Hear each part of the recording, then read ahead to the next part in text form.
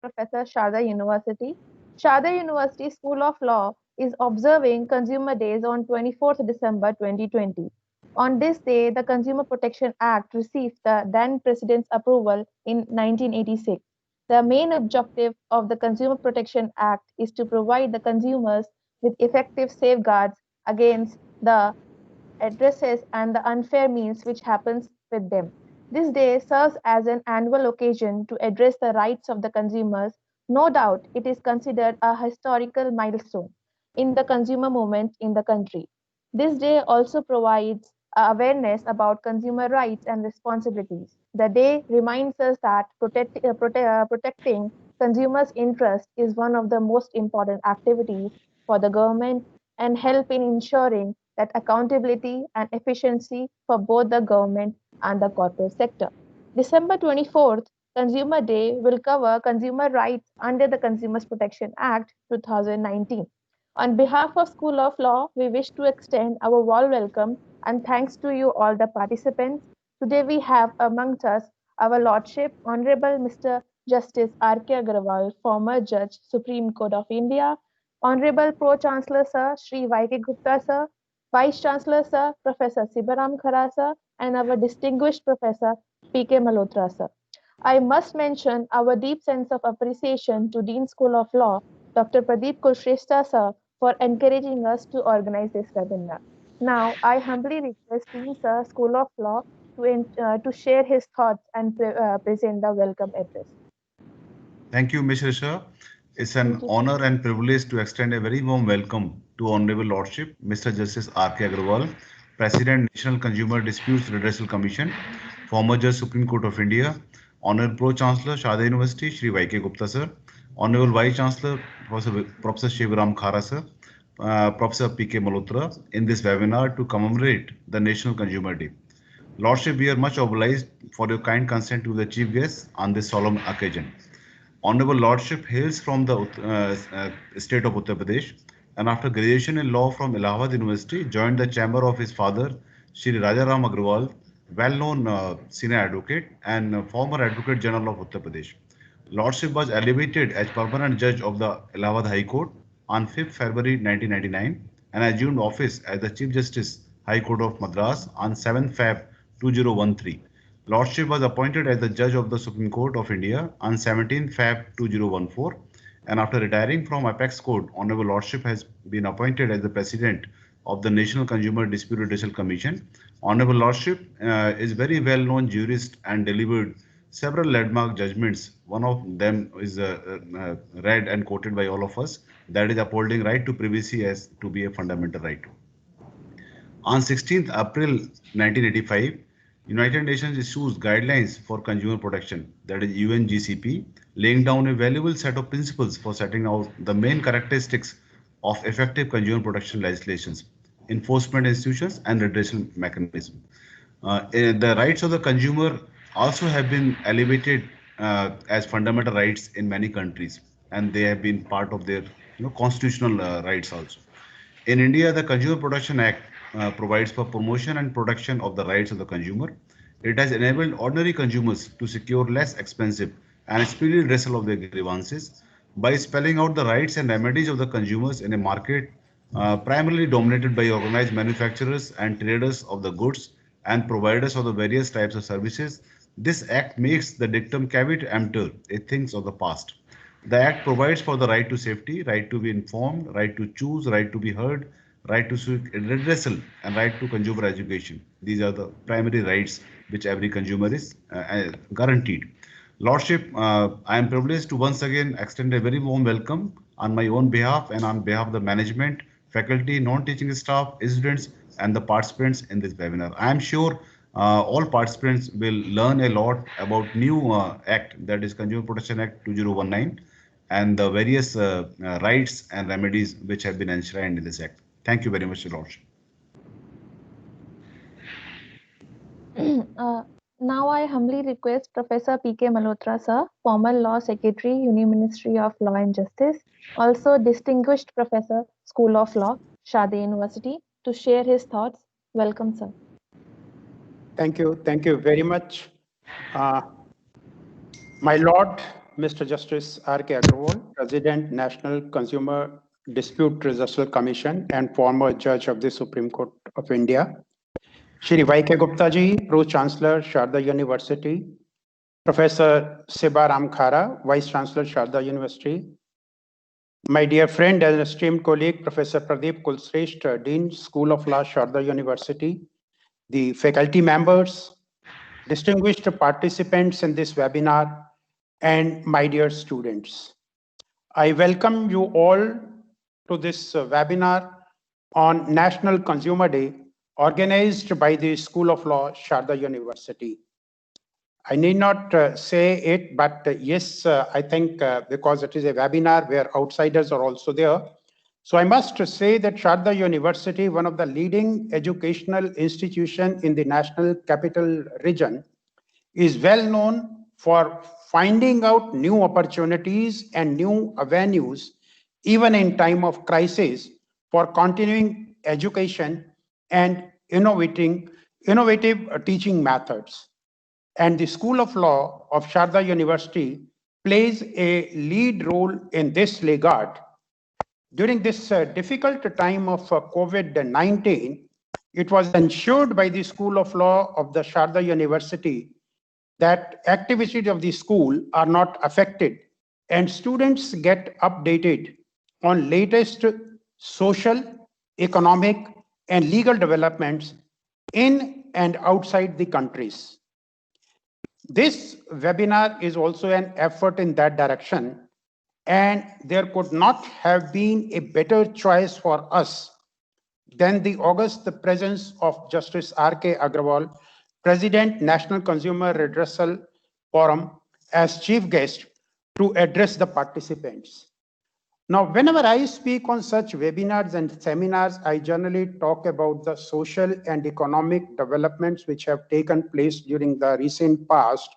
And I generally quote that if we are talking about the economic reforms, the two major economic reforms are the implementation of GST and the implementation of IBC, but they are all relating to the industry.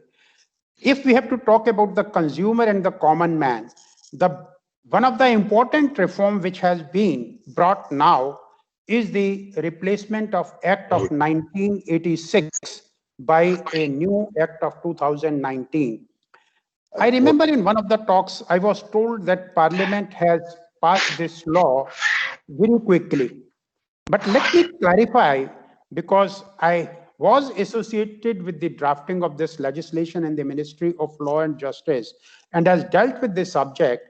A lot of thought process has gone into by the Ministry of Consumer Affairs as well as Ministry of Law and Justice. There was one bill introduced, which was earlier withdrawn, and then the second bill was introduced.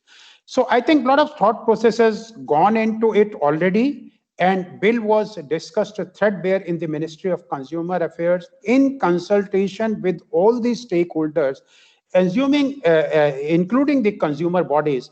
And therefore, the new law which has been enacted is definitely an improvement on the earlier Act of 1986, based on the experience which the government has acquired with the implementation of the Act of 1986. And some of the major reforms which have been brought here is the Constitution of Consumer Protection Council, enhancement of pecuniary jurisdiction of consumer courts, introduction of product liability, then provision for alternate dispute resolution, more particularly giving a statutory backing to the process of mediation, then the mechanism of e-filing because of the technological developments which have taken place since 1986 till date, and the issue of territorial jurisdiction which has been affecting very badly. I don't want to go into the details of it because we have a very limited time at our disposal for this webinar. And we know that the Chief Justice, who is the President of the Forum of the Commission, will definitely enlighten us on all these issues and how the tribunals and consumer forum and the courts are acting in this direction. But because we are talking about the consumer protection, and as a student of law and as a practitioner of law, I think the role which is to be, law has been passed by the legislature. Now, its implementation, how effectively this law is implemented becomes more important. And therefore, the role assigned to the Central Consumer Protection Authority or to the consumers or to the courts, I think that becomes more important as to how they interpret it and how they implement it to protect the interest of the consumer for whom this law has been made. Now, the statutory backing to the mediation, which is a much easier process, becomes more important for the consumer who are coming to the courts or to the tribunals for very small amount or small deficiency of services. And I think the Central Consumer Protection Authority can play an important role in this regard. And centers can be constituted where this mediation can be implemented for easy resolution of the dispute. But I think there are certain difficulties also so far as the functioning of the forums is concerned. And as I was discussing before this webinar started, that delay in decision making in the forums which have been created or in the judiciary sends a wrong signal to the consumer on the ground that he doesn't have an easy access to justice. I would just cite two instances which came to my notice because this was shared by me. In the Bombay State Commission, a case came of a retired employee with regard to certain payment which he has to make for electricity supply by the railway department at his residence. First, the case went to the Central Administrative Tribunal because he was an employee of the government, but the Central Administrative Tribunal said because it was a deficiency in service to go to the Consumer Court. He went to the Consumer Court. Consumer Court, after 5 years, said that we don't have the jurisdiction. He went to the State Commission. The State Commission also took 3 years to say that you go back to the Central Administrative Tribunal and we can't take a decision. He moved an application as a senior citizen where the hearing should have been expedited. But after 8 years, he didn't get a justice, and ultimately he said, I don't want to pursue the matter because for the amount which I'm supposed to get, I have spent much more than on the litigation which I have already undergone during the last 8 years. Similar case came to my notice against the LIC also, where LIC, in spite of an individual having a favorable decision from the consumer, from the district court as well as the state commission, the LIC went in appeal before the commission and national commission, and the petition is still, I'm told, pending before the national commission. So I think in this kind of cases where amount involved is small, if this mediation process is adopted, probably the access to justice will be much convenient. Yes, I can understand the delay in the district forum or in the state commission take place because sometimes the state government makes a delay in the appointment of the presiding officer of the member. I think this procedure also needs to be streamlined, and lack of proper infrastructure is another reason because of which the district forums are not able to function and discharge their duties properly. This is another area which needs to be looked into by the state authorities. But since we are talking of the consumers, and on this Consumer Day, all authorities, organs need to be sensitized about what their duties and responsibilities are. Therefore, I think this webinar becomes an important webinar where the students who are now participating in this webinar, they will also get updated. And whenever they interact with the common man, probably they can also promote that instead of going for a normal litigation, go to the district forum, go to the consumer court, state commission, probably justice delivery system will be much better and the justice will be available at a much faster pace. With these words, because as I said, there is a time constraint and everybody is willing to listen to the chief guest of the day. Thank you very much for this patient hearing. And I again welcome you all to this webinar. And once again, my congratulations and good wishes to all of you on this National Consumer Day. Thank you very much. Over to you. Thank you so much, Dr. P.K. Malhotra, sir, for wise words and a lot of information regarding the Consumer Day occasion. And now I would like to request and humbly Honorable Pro-Chancellor, sir, Shri Y.K. Gupta, sir, to share his thoughts with us. Welcome, sir.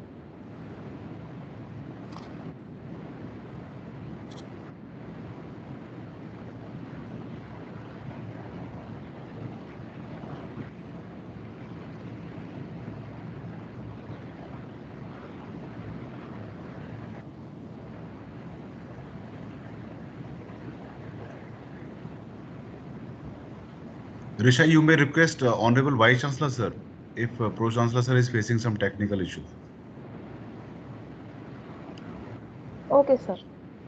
I would like to humbly request Vice Chancellor, sir, Professor Sibaram Khara, sir, to share his thoughts on the occasion of Consumer Day. I welcome No, you, I am sir. available. I am Okay, sir. available. Okay, sir. Please, sir.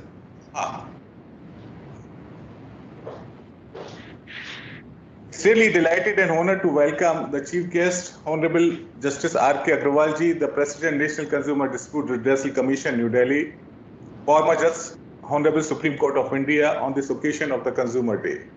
We also have with us Professor P.K. Malhotra, who has very elaborately given his lectures on this day of Consumer Day. Every year, 24th December is observed as a Consumer Day in India. On this day, the Consumer Protection Act 1986 had received the assent from the President. The enactment of this act is considered as a historic milestone in the consumer movement in the country. This day provides an opportunity for the individual to highlight the importance of the consumer movements and the need to make every consumer more aware of their rights and responsibilities. The Consumer Protection Act 2019 is into force from the 20th July 2020. It has replaced the old act. The act empowers consumer and help them in protecting their rights. The 2019 Act includes the establishment of CCPA, the Central Consumer Protection Authority, which has been elaborated by P.K. Malhotra ji just now. I would like to re-emphasize on this to promote, protect, and enforce the right of consumer, which is very, very important to all of us in this 21st century. The new act has dealt with the needs of present time by including provision related to e-commerce. Every entity doing an e-commerce business under the provision of the act is required to provide information relating to returns, refund, exchange, warranty, guarantee, delivery, and shipment.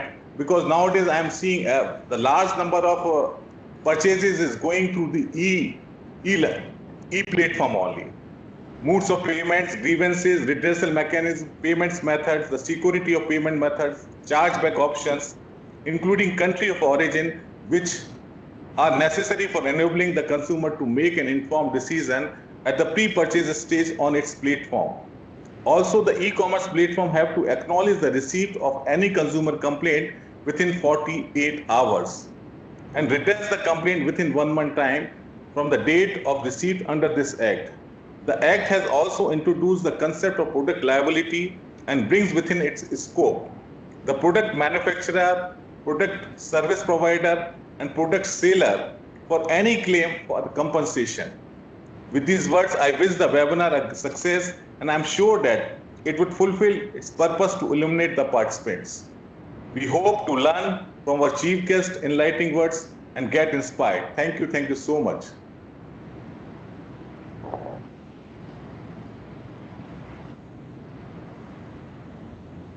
Thank you so much, sir. It was our thank you so much, sir, for gracing this occasion on the National Day Consumers Day. Now I would like to request our chief guest, Honorable Mr. Justice R.K. Agrawal, sir, to present his speech, as well as, first of all, I would like to give some information regarding sir. Honorable Mr. Justice R.K. Agrawal is a former judge, Supreme Court of India. He is a president of National Consumers Dispute Redressal Commission, New Delhi. Honorable Mr. Justice Rajesh Kumar Agrawal hails from Uttar Pradesh. He did his graduation in law from Allahabad University. He was appointed as a judge of the Supreme Court of India and sworn in on 17th Feb 2014 and retired on 4th of May 2018. He was appointed as President of National Consumer Disputes Redressal Commission on 1st of July 2018, after retirement from the Supreme Court of India. Now, I humbly request Honorable Mr. Justice R.K. Agarwal, sir, to share his thoughts. I welcome you, sir. Dear friends, a very good afternoon, and I wish you all National Consumer Rights Day, which is celebrated every year, to uplift the prime of our businesses, the consumer, to acknowledge and promote their rights, to bring forth the necessities of a fair market where the consumers are well prompt and cannot be taken advantage of the numerous malpractices adopted by the sellers, producers, or manufacturers. I am happy to be here to participate in the celebration of virtual National Consumer Rights Days and convey my thanks to the organizers for giving me an opportunity to be a part of this function and share my views. With the growth of internet and advent of a global economy, the world has become one big marketplace, and all of us, irrespective of who or where we are, have become consumers by buying goods or services. A consumer is the one who assumes to be treated like a king as they bring business to the seller. The father of nation, Mahatma Gandhi, having realized the important role of the consumers in the development of an economy of the country, has remarked that customers should be treated with respect as he is precious and done a favor on the seller by coming to him for buying goods.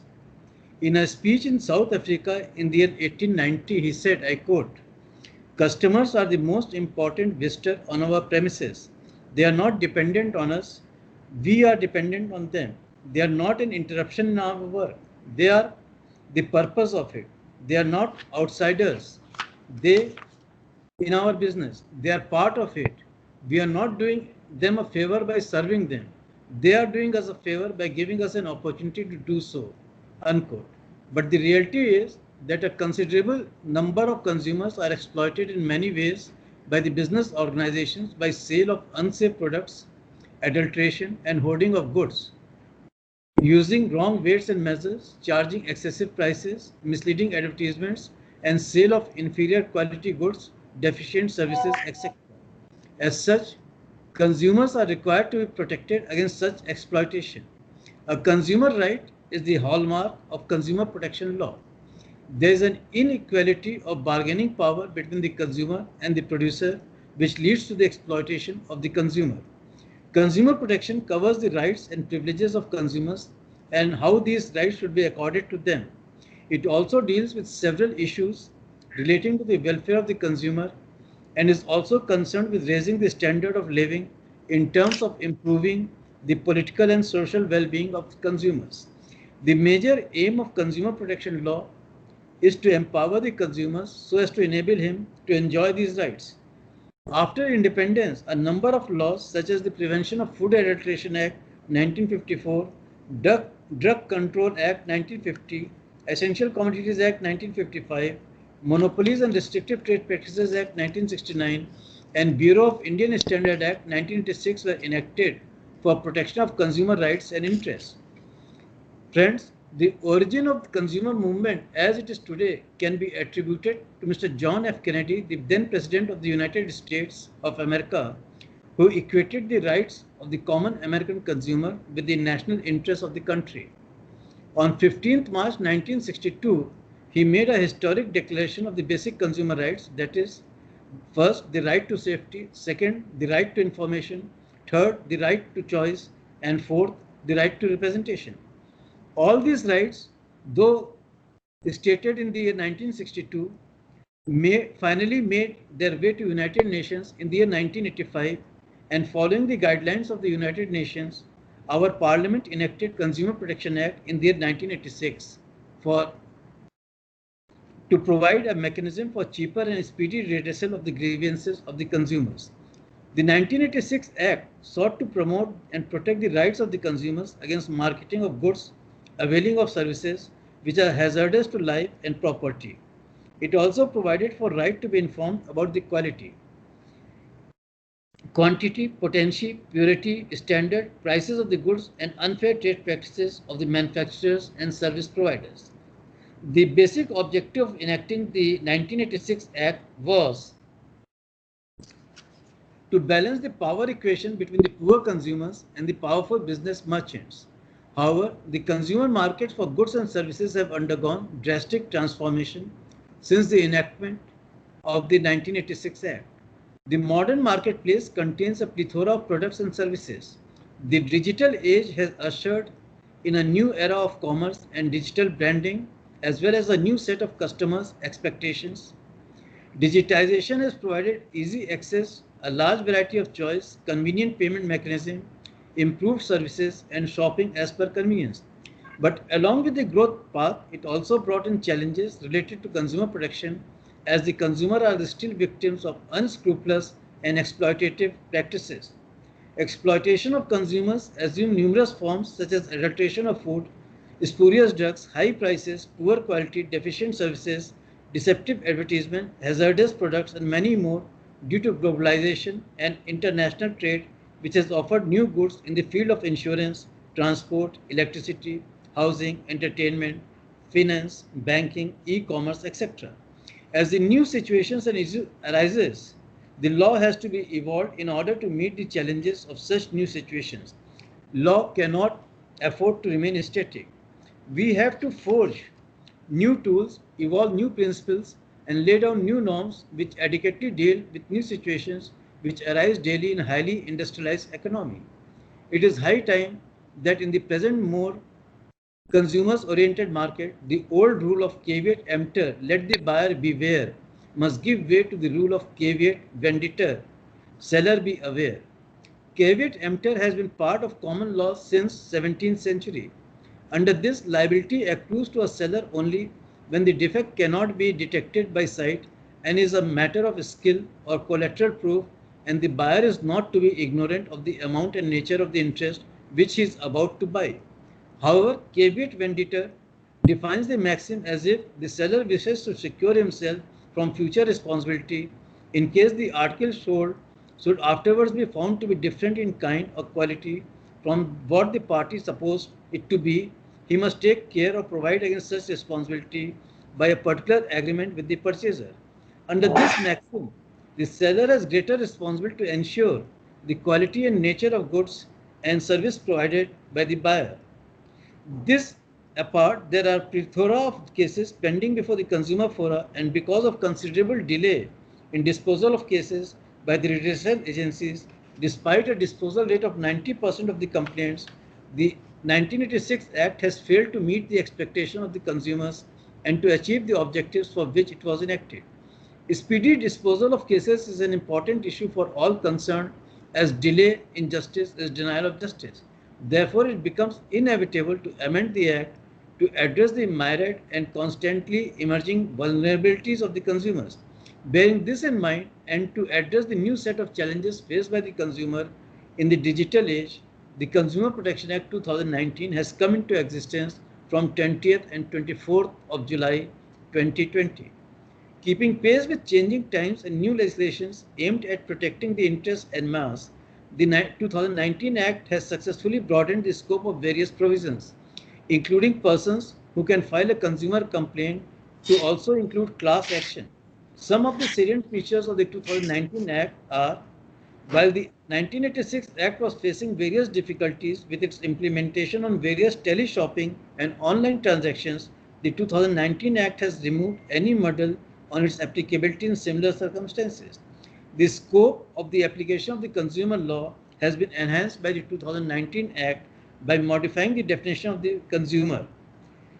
Explanation B to subsection 7 of section 2 of the 2019 Act states that the expression buys any goods and hires or avails any services includes offline or online transactions through electronic means or by tele-shopping or direct selling or multi-level marketing. Further, to address emergence of global supply chains, rapid development of e-commerce, and to tackle misleading advertisements, telemarketing, multi-level marketing, and direct selling, the 2019 Act has attempted to define e-commerce. Subsection 16 of Section 2 of the 2019 Act contemplates that e-commerce means buying or selling of goods or services including digital products over digital or electronic network. Subsection 17 of Section 2 provides electronic service provider to mean a person who provides technologies or processes to enable a product seller to engage in advertising or selling goods or services to a consumer, and includes any online marketplace or online auction sites. The 2019 Act also empowers the central government to make rules for preventing unfair trade practices in online trade. The term deficiency has also been redefined. As per subsection 11 of section 2 of the 2019 Act, the term deficiency shall now also include any act of negligence or omission or commission by such person which causes loss or injury to the consumer, and secondly, deliberate withholding of relevant information by such person to the consumer. Friends, the new 2019 Act contains several provisions for simplifying the consumer dispute redressal process, which are the upper limit of pecuniary jurisdiction of the district forum, state commission, and the national commission has been increased from the existing rupees 20 lakhs, rupees 1 crore and above, and rupees 1 crore to rupees 1 crore and 10 crores and above rupees 10 crore respectively. The increase in the pecuniary jurisdiction of all three commissions is an encouraging step, as it attracts lesser number of claims in appellate commissions to an extent, thereby ensuring swifter disposal of cases. Further, the term pecuniary jurisdiction has been defined in the new Act as where the value of the goods and services paid as consideration, as against the earlier term where the value of goods or services and compensation, if any, claimed. Therefore, the compensation claimed by the complainant does not seem a factor in assessment of jurisdiction, but the phrase paid as consideration seems to imply that the pecuniary jurisdiction is determined by what has actually paid already by the complainant and not the total value of the goods or services. Now, under section 40, 50 and 60 of the 2019 Act, the district forum, the state commission and the national commission respectively have the powers to review any of its order if there is an error on the face of the record, either of its own motion or an application made by any of the parties within 30 days of the date of order. Friends, in the 1986 Act, the power of review was conferred only on the National Commission. Now, under the 2019 Act, power of review has also been given to the district commission as also the state commission. This is a good thing which the consumers can avail if something wrong, error has crept in the order passed by the district forum and the state commission. The 2019 Act has included under subsection clause D of subsection 2 of section 34 the place of residence of the complainant and place where the complainant personally works for gain for determining the territorial jurisdiction of the commission.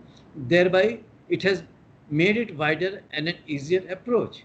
Now, a complaint can be filed electronically, and section 36 of the new Act provided further that the admissibility of the complaint should ordinarily be decided within 21 days from the date of which the complaint was filed. Subsection 3 provides where the district commission does not decide the issue of admissibility of the complaint within the period so specified, it shall be deemed to have been admitted. So a deeming provision is there that the moment you file a complaint and if it is not placed before the district commission for consideration and no orders of admission has been passed or otherwise no order has been passed, then after expiry of 21 days, it shall be deemed to have been admitted and process of determining the complaint on merits will arise. In cases of appeal, the party against whom any amount is ordered by the district commission is now under the new Act required to deposit 50% of the amount ordered by the district commission before filing an appeal before the state commission. Earlier, the ceiling of the pre-deposit amount for filing of appeal was maximum rupees 25,000, which has now been removed. Now, this clause of depositing 50% of the amount ordered by the district commission or the state commission in the first appeal filed either before the state commission or the national commission is indeed causing a great hardship to the person against whom the order of payment has been made. It requires consideration as to whether a power should be given to the state commission and the national commission in appropriate cases to reduce the amount of deposit or to waive the condition of deposit, which has not been given. In case of appeals, the parties against whom any amount is ordered by the district commission, the limitation period for filing of appeals to the state commission from an order of the district commission has been increased from 30 days to 45 days. There is now a provision for second appeal to the National Consumer Dispute Resolution Commission in the event where there is a substantial question of law involved. This is akin to section 100 of the Code of Civil Procedure 1908, which says that a second appeal can be filed on substantial question of law. The 1986 Act indeed has failed to provide a regulator to enforce the consumer rights. Keeping this in mind, a provision has been made in the 2019 Act for establishment of a national level regulator called as the Central Consumer Protection Authority, which will be headed by a chief commissioner and comprise other commissioners. Section 10 of the 2019 Act provides the central government shall by notification establish with effect from such date as it may specify in that notification a Central Consumer Protection Authority to be known as the Central Authority to regulate matters relating to violation of rights of consumers, unfair trade practices, and false or misleading advertisements which are prejudicial to the interests of public and consumers, and to promote, protect, and enforce the rights of the consumers as a class. Now, the authority will have an investigative arm headed by a Director General for the purpose of conducting inquiry or investigation under the new Act. It has to deal with the rights of consumers as a class. It has also the power of search and seizure in the matters which are prejudicial to the interest of the public and the consumers.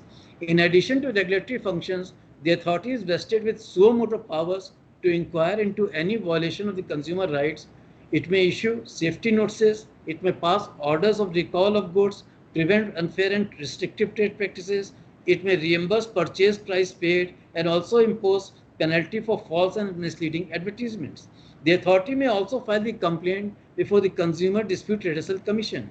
It has been vested with a right to impose stringent penalties for offences of misleading advertisements, manufacturing, selling, storing, distributing or importing adulterated or spurious products. Under Section 24 of the 2019 Act, a person aggrieved by any order passed by the Central Authority under Section 20 and 21 may file an appeal to the National Commission within a period of 30 days from the date of receipt of such order. Friends, by giving the power for imposing stringent penalties for offences of misleading advertisements, I may only refer to an incident which happened about 4 or 6 months back.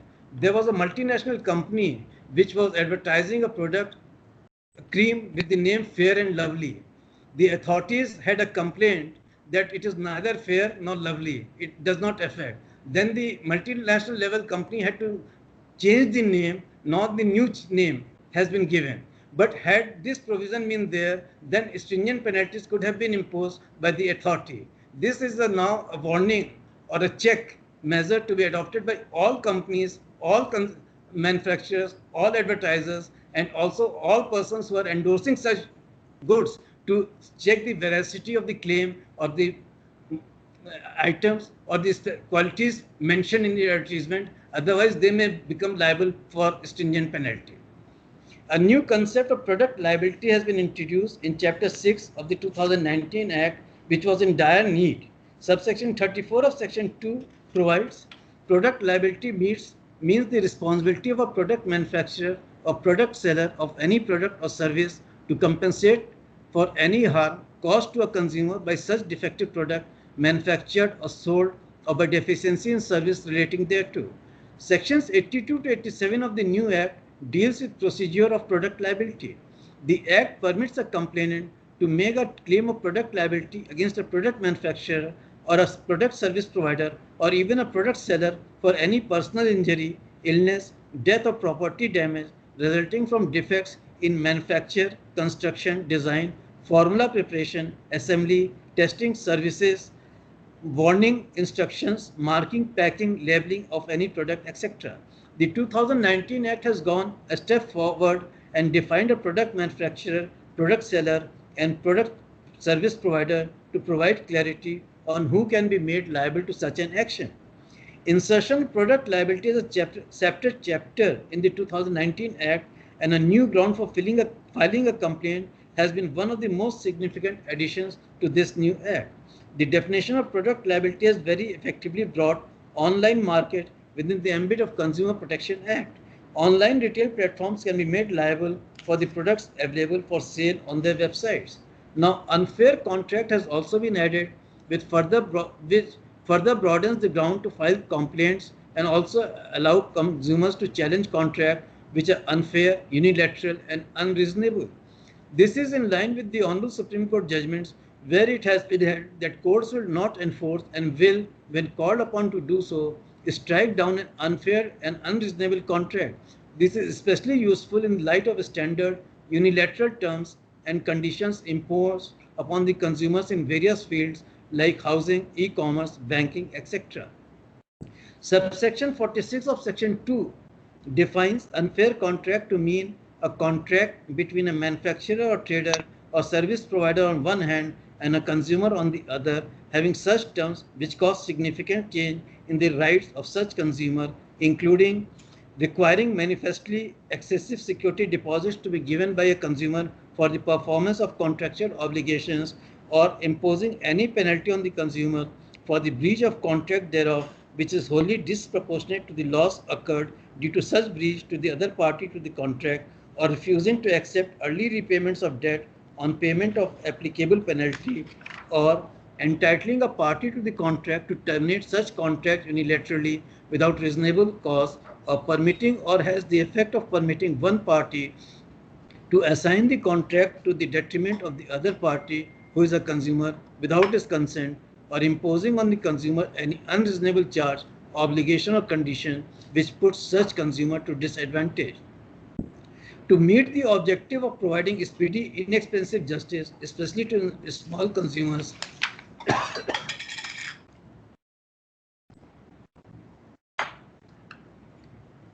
as observed by the Supreme Court in Tetanov judgments, a new Chapter 5 on mediation as an alternative dispute redressal mechanism has been inserted in the 2019 Act.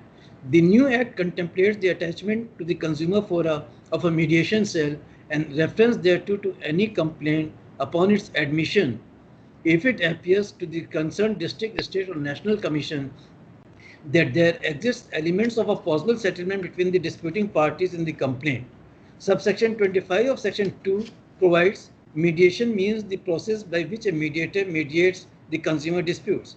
With regard to the reference of a consumer dispute to the mediation, it is provided in Section 37 that at the first hearing of the complaint, after its admission, or at any later stage, if it appears to the district commission that there exists elements of a settlement which may be acceptable to the parties, except in such cases as may be prescribed, it may direct the parties to give in writing within 5 days consent to have their disputes settled by mediation in accordance with the provisions of Chapter 5. Where the parties agree for settlement by mediation and give their consent in writing, the district commission shall within 5 days of receipt of such consent refer the matter for mediation, and in such case the provisions of Chapter 5 relating to mediation shall apply. Similarly, the sections 74, 75 and 80 deal with establishment and composition of consumer mediation cell, procedure for empanelment of mediators in the mediation cell, and settlement through mediation. Further, Section 81 of the 2019 Act prescribes the procedure to pass suitable orders for recording such settlement. The 2019 Act has further provided the definition of misleading advertisement. Subsection 28 of Section 2 provides misleading advertisement in relation to any product or service means an advertisement which falsely describes such products or service, or gives a false guarantee to, or is likely to mislead the consumers as to the nature, substance, quantity, or quality of such products or service, or conveys an express or implied representation which, if made by the manufacturer or seller or service provider, therefore would constitute unfair trade practice or deliberately conceals important information. Friends, the authority has been empowered to impose penalty up to rupees 10 lakhs on a manufacturer or an endorser for a false or misleading advertisement. The authority may also sentence them to imprisonment for up to 2 years for the same. In case of subsequent offence, the fine has been extended to rupees 50 lakhs and imprisonment up to 5 years. The authority can also prohibit the endorser of a misleading advertisement from endorsing that particular product or a service for a period up to 1 year. For every subsequent offense, the period of probation may extend to 3 years. So these provisions have to be taken into consideration by the endorsers, because they may be made liable for penalty as also provision if they endorse some misleading advertisements or defective goods. The 2019 Act has also sought to increase the culpability of the offences that may be committed against the consumers, and have made the penal provisions more severe and deterrent for non-compliance of the interim orders. It has attempted to bring the Consumer Protection Act under the ambit of criminal jurisprudence. Section 71 of the 2019 Act states that every order made by the District Commission, State Commission, or the National Commission shall be enforced by it in the same manner as if it were a decree made by a court in a suit before it, and the provisions of Order 21 of the Code of the first schedule of the Code of Civil Procedure 1908 said, as far as may be, has been made applicable, subject to the modification, that every reference therein to the decree shall be construed as a reference to the order made under the Act. Subsection 1 of Section 72 further provides that whoever fails to comply with any order made by the State Commission, District Commission, or the National Commission, as the case may be, shall be punishable with imprisonment for a term which shall not be less than 1 month, but which may extend to 3 years, or with fine which may extend to 1 lakh rupees, or with both. Friends, the new Act of 2019 has taken into consideration the future development, the advancement of technology, and the plight which the consumers may face with the upcoming period, and has dealt with and has incorporated provisions to deal with them. It is for us, for the National Commission, for the State Commission, for the District Forum, as also the consumers and the lawyers, respected lawyers who appear before these forums, to guide, to assist the forums in the right manner to interpret and enforce the law. Thank you very much.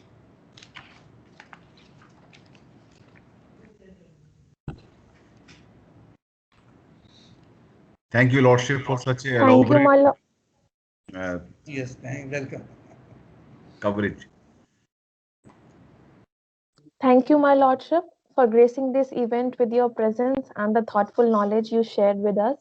And now I humbly request Dr. Lipika Sharma, Associate Professor, to present the vote of thanks. Over to you, ma'am. Thank you. Thank you so much, Risha. Thank you. Namaskar, Lordships. A graceful and warm afternoon to our most esteemed, valued guest, Lordship Justice R.K. Agarwal ji, worthy faculties, management, and beloved students. It is my proud privilege to have been asked to propose a vote of thanks on the day of this webinar on National Consumer Days.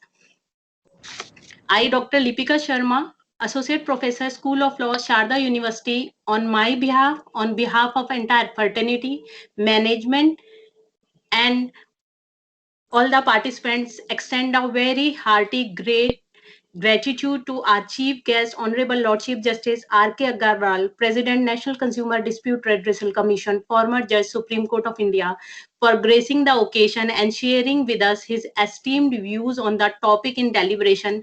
And thank you, Lordship, for giving us the tour of the 2019 Act.